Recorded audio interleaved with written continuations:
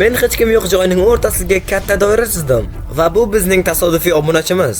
Agar u shu doiraning ichida 100 kun yashab qolsa, unga 500 ming dollar beramiz. Doiraga kir va 100 kunlik sanash hozir boshlanadi.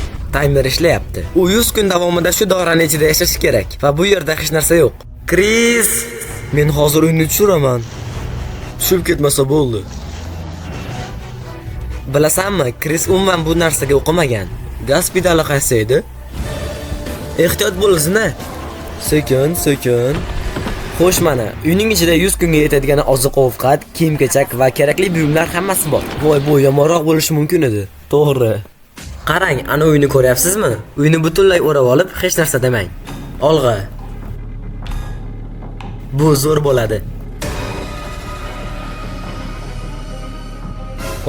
Yaqinlashmang.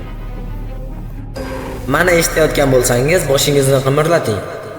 Agar tuni bo'yi qolib bersangiz, har biringizga 1000 dollardan beraman. Meni qo'rqitishyapti. Agar umuman chiqmasangiz, 2000 dollardan beraman. Endi ertaga kelamiz.